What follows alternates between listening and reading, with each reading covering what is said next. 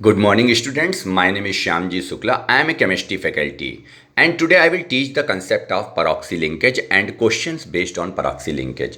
Basically, peroxy linkage के application को आज हम सब समझाएंगे, आप लोग अच्छी तरीके से समझिएगा, और इसमें सबसे important मार्शल एसिड और कैरोस एसिड इनके बारे में समझाएंगे। तो बेसिकली जो पेरोक्सी लिंकेज और उसके बेस्ड क्वेश्चन है उसको एक्सप्लेन करेंगे, जिस पर हमने एग्जाम्पल लिया है जो मार्शल एसिड और कैरोस एसिड। ये जो मार्शल एसिड है बेसिकली उसका केमिकल नेम होता है पेरोक्सी डाइसल्फ्यूरिक एसिड, और ये जो कैरोस एसिड है इसका केमिकल नेम होता है पेरोक्सी मोनोसल्फ्यूरिक एसिड, या इसे परसल्फ्यूरिक एसिड भी कहते हैं। अब आप इसको समझिएगा, जब हम बात करते हैं मार्शल एसिड तो उसके पहले हम आपको बताते हैं कि इसका फॉर्मूला क्या होता है और ये किस तरह से इनके स्ट्रक्चर को बनाते हैं और इनकी ऑक्सीडेशन स्टेट को हम लोग कैलकुलेट करते हैं। देखिए, मार्शल एसिड की बात करते हैं तो इसका फॉर्मूला होता है H2H2O8। हम लोगों को पता है कि सल्फर जो है ग्रुप 16 से बिलोंग करता है, और ये जो ग्रुप 16 पीरियोडिक टेबल में होता है उस पे हमारे पास उस ग्रुप में हमारे पास ऑक्सीजन, सल्फर, सिलीनियम, टेल्यूरियम और पोलोनियम। इस ग्रुप की मैक्सिमम ऑक्सीडेशन स्टेट हमारे पास +6 होती है। अगर हमारे पास ऑक्सीडेशन स्टेट +6 से एक्सीड कर रही है, इट मीन्स वहां पर पेरोक्सी लिंकेज होगा। चलिए इसको हम लोग मार्शल एसिड को फॉर्मूले से पहले हम लोग सॉल्व करते हैं।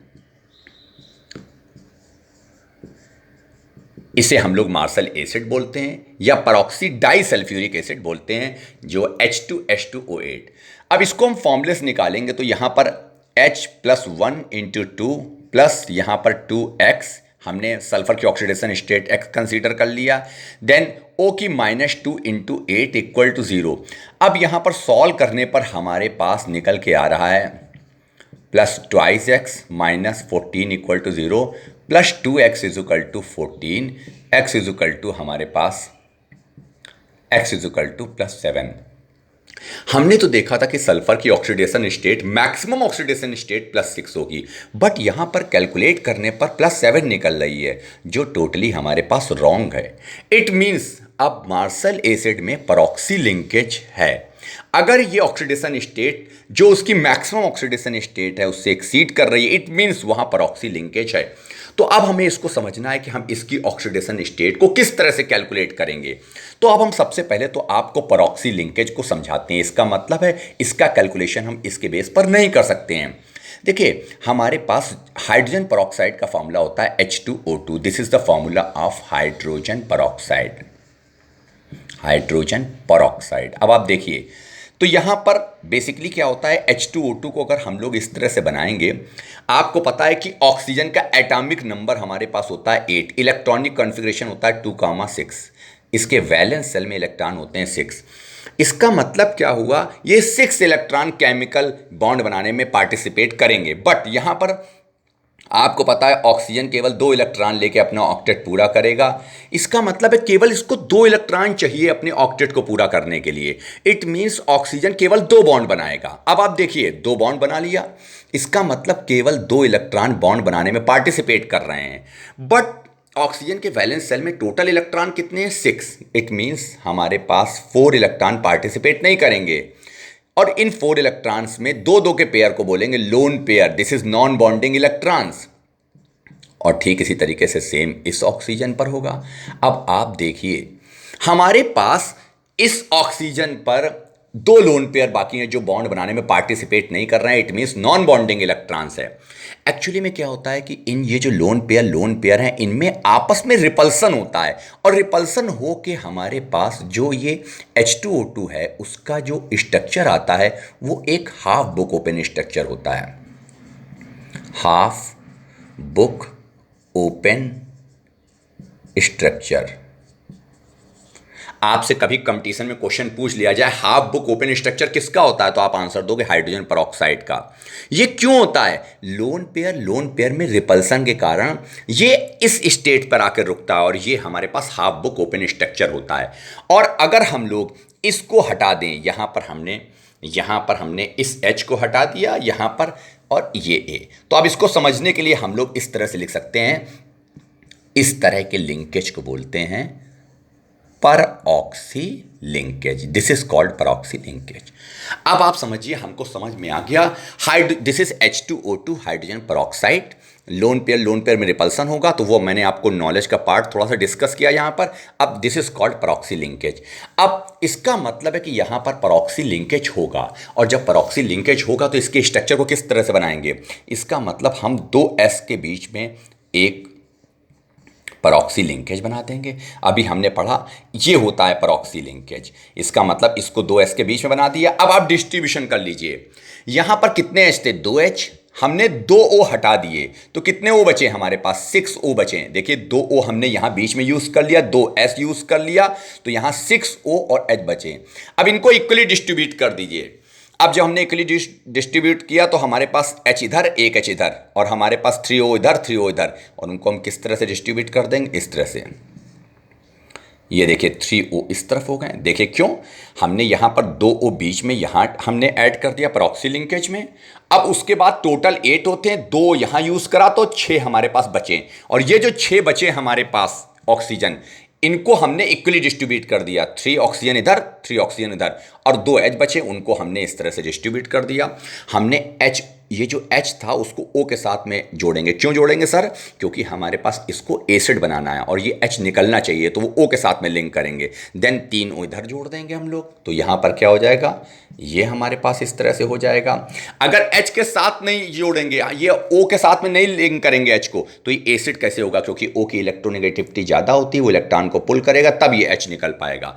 तो ये हमारे पास स्ट्रक्चर हुआ। अब अगर हम इस स्ट्रक्चर से समझते हैं तो आप देखिए, यहां पर O और H के बीच में सिंगल बॉन्ड है। इस पूरे स्ट्रक्चर को देखिए, अगर हम लोग इस स्ट्रक्चर को देखें तो ये स्ट्रक्चर मार्शल एसिड का है। हमारे पास ये पूरा स्ट्रक्चर मार्शल एसिड का है। अब यहां पर ये जो लिंकेज है इसको बोलते हैं परऑक्सी linkage, this is called परऑक्सी linkage. अब हम इस स्ट्रक्चर से देखते हैं सल्फर की ऑक्सीडेशन स्टेट। तो आप देखिए यहां पर सिंगल बॉन्ड है, O ज़्यादा इलेक्ट्रोनिगेटिव H से।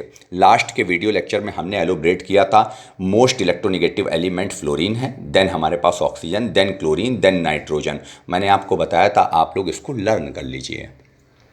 अब आप एक चीज देखिए, ऑक्सीजन और हाइड्रोजन के बीच में सिंगल बॉन्ड है, O ज़्यादा इलेक्ट्रोनिगेटिव है, तो हमारे पास इस पर -1, इस पर +1। और जब हम सल्फर और ऑक्सीजन को कंपेयर करेंगे, हमें पता है कि ऑब्वियस यही है, तो इसका मतलब है ये ज़्यादा इलेक्ट्रोनिगेटिव है, तो सल्फर की इलेक्ट्रोनिगेटिविटी इनसे कम होगी। देन सिंगल बॉन्ड है तो इस पर फिर -1, इस पर +1। अब O और S के बीच में डबल बॉन्ड है, सल्फर की इलेक्ट्रोनिगेटिविटी कम है, O की ज़्यादा, देन यहाँ -2 और +2। फिर यहाँ पर डबल बॉन्ड है तो यहाँ पर -2 और यहाँ +2, अब फिर इस O के साथ में तो यहाँ +1 और यहाँ -1। क्यों? सिंगल बॉन्ड है। अब ये परऑक्सी लिंकेज है। इस O की, अगर हम इस O की देखें इसके कंपैरिजन में, तो ये भी O है, ये भी O है, दोनों की पावर बराबर है, तो कोई भी इलेक्ट्रॉन जो शेयर्ड इलेक्ट्रॉन वो कहीं नहीं पुल कर पाएगा, इट मीन्स 0। और इसके रिस्पेक्ट में अगर हम लोग यहां से देखें तो 0। क्यों? दोनों O सेम है। अब यहां पर देखें तो O is more electronegative in comparison two sulphur, तो यहां पर सिंगल बॉन्ड है -1, इस पर +1। इस पर देखेंगे डबल बॉन्ड है तो यहां -2, इस पर +2। सेम यहां पर अगर हम लोग देखें डबल बॉन्ड है, O ज़्यादा इलेक्ट्रोनेगेटिव है, डबल बॉन्ड है तो -2, इस पर +2। अगर हम इस O को देखें, सिंगल बॉन्ड है, ज़्यादा इलेक्ट्रोनिगेटिव है, -1 और +2। देन लास्ट वाले को कंपेयर करेंगे, सिंगल बॉन्ड है तो यहां पर -1, इस पर +1। अब आप देखिए, अब इस स्ट्रक्चर के बेस पर हम कैलकुलेट करें तो इस S के राउंड टोटल कितने हुए? +2 +2 +4 +5 +6, टोटल निकल कर आया हमारे पास +6, और यहां पर भी हमारे पास निकल के आया +6। इसका मतलब हमारे पास साफ है कि देखिए, जब हमने इसको फॉर्मूले से निकाला था तो यहां पर सल्फर की ऑक्सीडेशन स्टेट +7 निकल रही थी, जो गलत थी। अब हमारे पास सही ऑक्सीडेशन, क्योंकि हमारे पास सल्फर की ऑक्सीडेशन स्टेट +6 से ज्यादा एक्सीड नहीं कर सकती है। ये ग्रुप 16 का है, अगर ग्रुप 17 का एलिमेंट है +7 से ज्यादा एक्सीड नहीं कर सकती है। ग्रुप 15 का एलिमेंट है तो +5 से ज्यादा एक्सीड नहीं कर सकती है। इट मींस इसकी करेक्ट ऑक्सीडेशन स्टेट हमारे पास यहां से निकली on the basis of structure. और वो गलत क्यों निकल रहा था? क्योंकि हमारे पास परऑक्सी लिंकेज होने के कारण 2O की जो ऑक्सीडेशन स्टेट होगी हमारे पास -1 होगी। लास्ट वीडियो लेक्चर में हमने पढ़ा था O की ऑक्सीडेशन स्टेट जनरली -2 होती है, बट परऑक्सी लिंकेज में O की ऑक्सीडेशन स्टेट -1 होती है। और आपने देखा क्यों? क्योंकि हमारे पास देखिए जब ये सल्फर या किसी भी एटम से जुड़ेगा जिसके जो इससे हमारे पास लेस इलेक्ट्रोनेगेटिव होगा तो उसके कंपैरिजन में सिंगल बॉन्ड में -1, बट ओ के साथ में जुड़ने पर इसकी इलेक्ट्रोनेगेटिविटी सेम होगी। तो ये हमारे पास मार्शल एसिड का स्ट्रक्चर हो गया और इसका ये परऑक्सी लिंकेज हो गया। आई होप आपको ये मार्शल एसिड का स्ट्रक्चर और इसकी ऑक्सीडेशन स्टेट और ये कंसेप्ट समझ में आया होगा। अब हम बात करते हैं इसमें कैरोज एसिड के बारे में बात करते हैं। कैरोज एसिड को भी हम डिस्कस करते हैं। सेम बिल्कुल अगर देखा जाए तो हमारे पास कैरोज एसिड यानी कि परऑक्सी सल्फ्यूरिक एसिड या परऑक्सी मोनोसल्फ्यूरिक एसिड, दोनों उसका कंसेप्ट भी सेम ही है, जिसका फॉर्मूला यानी हम बात करेंगे कैरोज एसिड। तो कैरोज एसिड का फॉर्मूला होता है H2SO5। अब आप देखिए सेम इसमें भी हमारे पास उसी तरीके से परऑक्सी लिंकेज रखना है। यहाँ पर हमारे पास ये इसका स्ट्रक्चर हुआ। अगर आप लोग इसको एक बार अच्छी तरीके से प्रैक्टिस कर लेंगे तो ये आपको बिल्कुल क्लियर हो जाएगा। अब आप देखिए दोनों H को O से जोड़ना है, यहाँ एक परऑक्सी लिंकेज, ये जो इस तरह का लिंकेज है, ये इस तरह का जो लिंकेज है इसको बोलते हैं हम लोग परऑक्सी लिंकेज। और जनरली हमारे पास जो ऑक्सीजन की ऑक्सीडेशन स्टेट होती है वो होती है -2, बट यहाँ पर होती है -1। ये आप लोगों को याद रखना है परऑक्सी लिंकेज में। अब आप देखिए सेम अगर हम लोग स्ट्रक्चर अगर फॉर्मूले से कैलकुलेट करेंगे तो आप फॉर्मूले से कैलकुलेट करिएगा इसको और आप बताइएगा इसमें कि हमारे पास ऑक्सीडेशन स्टेट क्या निकली है।